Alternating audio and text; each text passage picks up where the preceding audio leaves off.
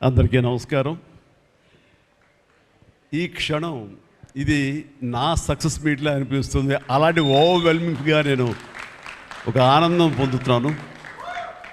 ఎందుకో తెలీదు, ఇక్కడ కావలసిన ఉన్న వాళ్ళందరూ కూడా నాకు ఎంతో కొంత ఎప్పటి నుంచో పరిచయం ఉన్నవాళ్ళు, ఎంతో ఆప్యాయత పంచుకున్నవాళ్ళు. సో వాళ్ళ ముఖంలో ఆనందం చూస్తుంటే కనుక ఇది నా ఆనందంలో అనిపిస్తుంది. ఈ సక్సెస్ మీట్ నా సక్సెస్ మీట్లా అనిపిస్తుంది. అండ్ ఇక్కడ గెస్ట్గా రాలేదు, మీలో ఒక పార్ట్గా, మీలో ఒక మీ ఆత్మీయుడిగా ఇక్కడికి వచ్చాను.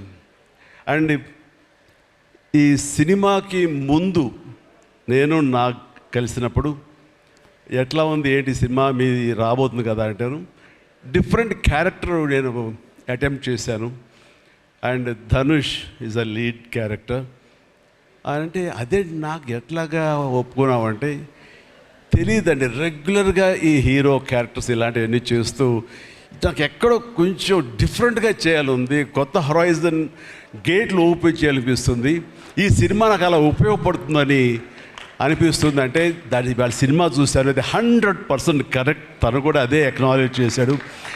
ఈ సినిమా తర్వాత ఒక 40 ఏళ్ళు ఉంటాను ఇందాక అన్నమాట వాస్తవం. నటుడుగా ఎంత ఎక్కువ కాలం మనం జీవిస్తాం అనేది తప్ప ఒక హీరోగానే పట్టుకొని ఇలాగే ఉండాలి అనుకోవటం అనేది కరెక్ట్ కాదు.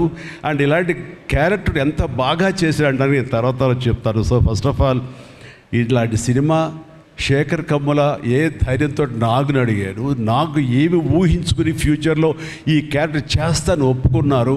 ఇదే ఫస్ట్ సక్సెస్ అని నేను భావిస్తున్నాను ఈ సినిమాకి. ఆ తర్వాత ఇంకా ఈ క్యారెక్టర్ ధనుష్ తప్ప ఇంకెవరిని ఊహించుకోలేము. ధనుష్ ఒక్కడే దీనికి న్యాయం చేయగలడు. తన పెర్ఫార్మెన్స్ అనిపించింది క్యారెక్టర్ చూసిన తర్వాత. నిజంగానే తిరుపతిలో సినిమా చూస్తుంటే తిరుపతిలో ఓపెన్ చేసినప్పుడు కింద ఒక యాక్సిడెంట్ అయ్యే ముందు బెగ్గర్స్లో కూర్చున్నప్పుడు ధనుష్ అని గుర్తించడానికి ఆ పరిగెత్తేంతో నాకు గుర్తించలేకపోయాను.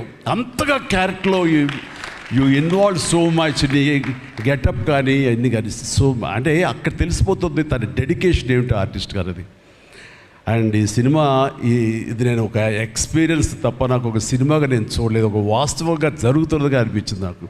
అండ్ శేఖర్ కమ్ముల డీటెయిల్డ్గా నేను మిగతా అందరి నుంచి మాట్లాడే ముందు అసలు నువ్వేమిటి, నీ ఆలోచన విధానం ఏమిటి అనేది ఇట్స్ ఎంటైర్లీ డిఫరెంట్.